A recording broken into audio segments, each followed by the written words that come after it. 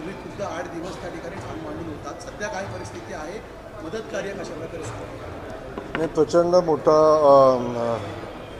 नुकसान शेतकरी बांधवांचं महापुरामुळे झालं आहे आणि त्या महापुरातनं शेतकरी सावरत असताना पुन्हा काल आणि पाणी वाढलं आणि काल जवळजवळ 1,55,000 क्युसेक्सनं पुन्हा पूर आला. पुन्हा काही गावांना वेढा दिलेला आहे. शेतकऱ्यांचं प्रचंड नुकसान झालेलं आहे. परंतु ज्या ज्या लोकांना पुरातनं आपण रेस्क्यू केलं त्या लोकांचे कॅम्प आहे, त्या लोकांना खूप चांगली सुविधा प्रशासनानं करून दिलेली आहे. काही सेवाभावी संस्था मदत करत आहेत आणि शेतकरी बांधवाला धीर देण्याचं काम या निमित्तानं प्रशासनानं केलेलं आहे. मला सांगायला आनंद होतो की एवढं मोठं संकट असलं तरीसुद्धा प्रशासनानं पुरामध्ये अडकलेल्या सगळ्या लोकांना सुरक्षित बाहेर काढण्याचं काम केलं. मग मिलिटरी असेल, NDRFचं टीम असतील, अगदी एअरलिफ्ट करून काढलेलं असेल, सगळ्या प्रशासनानं रात्रंदिवस मेहनत करून सगळ्या लोकांना सुरक्षित ठिकाणी हलवलं. आता ही परिस्थिती तशी काय फार चांगली असं म्हणता येणार नाही, पण आता पाणी थोडं कमी होते आणि शेतकऱ्याला या ठिकाणी थोडासा पाणी कमी होत असताना दिलासा मिळत असला तरी शेतकरी उद्ध्वस्त झालेला आहे. त्या ठिकाणच्या पिकाचं आणि घरांचं खूप मोठं नुकसान झालेलं आहे आणि आता पंचनामे चालू आहेत. माननीय मुख्यमंत्री महोदयांनी पहिल्या टप्प्यातली जी मदत आहे, जे बाधित घरांना, ते जवळजवळ 10,000 रुपये आजपासून त्यांच्या लोकांच्या अकाउंटला पोचतील आणि बाकी सगळ्या सुविधा ज्या प्राथमिक देणं गरजेचं आहे ते प्रशासनाच्या वतीनं आम्ही द्यायचा प्रयत्न करतो. तुला जोडून विचारतो, टंचाईग्रस्त भागामध्ये आधी DPDC मधून 5% निधीची तरतूद करता येत होती. आता पूरग्रस्त भागातही देण्याचा निर्णय घेतलेला आहे. सरकारच्या मंजुरीची गरज बसणार नाही.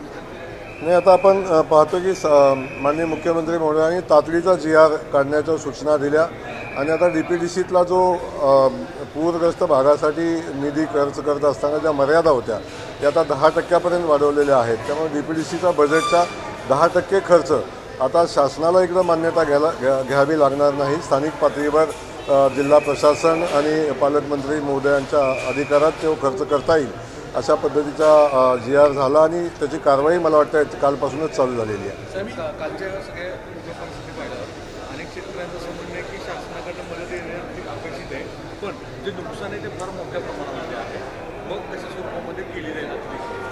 नाही, आता तो निर्णय शासन तर घेईल अतिरिक्त मदतीचा, परंतु प्राथमिक पहिल्या टप्प्यामध्ये जी मदत करणं शेतकऱ्यांना शक्य आहे ते करायचा प्रयत्न प्रशासन करते, शासनही करते. पण नुकसान प्रचंड मोठं आहे. घरं उद्ध्वस्त झालेली आहेत, नदीकाठचा परिसर सगळा उद्ध्वस्त झाला आहे, पिकांचं नुकसान झालं, त्यासोबत जमीनही वाहून गेलेल्या आहेत. त्यामुळं शेतकरी संकटात आहे का तर नक्की आहे, पण त्याला मदत करण्याची भूमिका शासनाची आहे आणि मुख्यमंत्री मोदयांनी तसं आश्वस्त केलेलं आहे. सगळ्यांना मुख्यमंत्री एकीकडे पंतप्रधानांची सुद्धा भेट घेऊन आलेली आहेत. संजय राऊत आरोप करतायत की मदतीसाठी गेल्यावरती ते प्रस्ताव मागतायत मदत करण्याऐवजी. आता संजय राऊतांनी काय बोलावं असं काही नाही आहे. आपण बघितलं असेल की उद्धव ठाकरेंनी 3 तासात 5 जिल्ह्याचा दौरा केलेला आहे. परंतु माननीय मुख्यमंत्री महोदयांनी सोलापूर जिल्ह्यात भेट दिली, मराठवाड्यात भेट दिली, 2 दिवस पूर पाहणी मुख्यमंत्री महोदयांनी केली आणि त्यानंतर या पूर परिस्थितीचा अंदाज आल्यानंतर माननीय मुख्यमंत्री महोदय दिल्लीला गेले आणि त्यांनी आदरणीय मोदीजींची भेट घेतली आणि या महाराष्ट्रातली सध्याची जी भयानक पूर परिस्थिती आहे याची माहिती मोदीजींना दिली आणि मला खात्री आहे की त्यातून केंद्राची खूप चांगली मदत महाराष्ट्राला मिळेल आणि शेतकऱ्यांना दिलासा देण्याचं जे मुख्यमंत्री महोदयांचं धोरण आहे त्याला बळ नक्की केंद्र शासन देईल. साहेब, अनेक देवस्थान आवर्जून मदत करताना दिसत आहे. आता प्रश्न उपस्थित आपल्या पक्षाच्या वतीने अनेकांनी केला आहे की हिंदू धर्म देवस्थान मदतीला येतात, पण मग इतर धर्मीय अशा परिस्थितीत काय येत नाही, कारण की पूरग्रस्त तर सगळेच धर्मीय आहेत. नाही, पूर तर सगळ्या धर्मियांच्यावर आहे. अनेक देवस्थानांनी मदत केलेली आहे. खूप कौतुकास्पद काम अनेक देवस्थानं करत आहेत आणि त्यावेळी भावना साहजिक आहे की सगळ्यांनी मदत केली पाहिजे आणि त्यामध्ये ज्या भावना व्यक्त केल्या त्यात मला नाही वाटत काही चुकीचं आहे. सगळ्यांनी पूरग्रस्तांच्या पाठीशी उभं राहिलं पाहिजे आणि खास करून मी सगळ्या राजकारण्यांना सांगेन, अनेक लोक त्या ठिकाणी येत आहेत आणि सहल करून येत आहेत आणि गेल्यानंतर लोकांच्या भावना भडकवण्याचं काम करत आहेत. आता ती परिस्थिती नाही. सगळ्यांनी मिळून राजकारणाच्या पलीकडे जाऊन आपण सगळ्या शेतकरी बांधवांना च्या पाठीशी उभं राहून त्यांना आश्वस्त करणं, त्यांना बळ देण्याचं काम आपण सगळ्यांनी मिळून केलं पाहिजे. सोलापूरची सध्या परिस्थितीबद्दल विचारायला गेलं तर किती लोकांना आतापर्यंत स्थलांतरित करण्यात आलेलं आहे आणि कितपत नुकसानीचा काही आकडेवारी समोर आलेली का प्राथमिक किती मदत अपेक्षित आहे? नाही, अजून नुकसानीचा अंदाज येत नाही, कारण आजही पाणी शेतामध्ये आहे, आजही घराघरामध्ये पाणी आहे.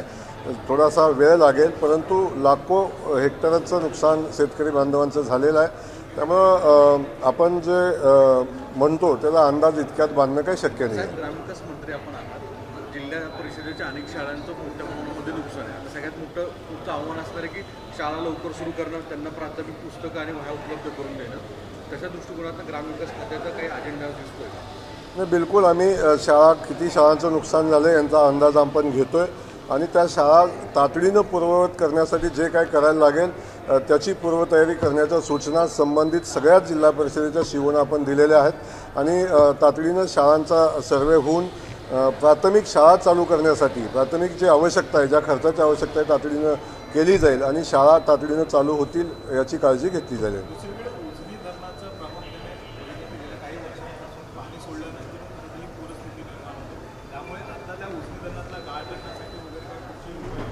नाही, या संदर्भात आता काही विचार शासनाच्या विचाराधीन आहे. मला वाटतं शासनाचं करण्याचं धोरण आहे, परंतु आत्ता आपण जो परिस्थिती आहे त्या परिस्थितीमध्ये पूरग्रस्तांना मदत करणे यालाच प्राधान्य देतो. बाकीच्या ज्या पर्याय आहेत त्याच्यावर आपण नक्की भविष्यात विचार करू.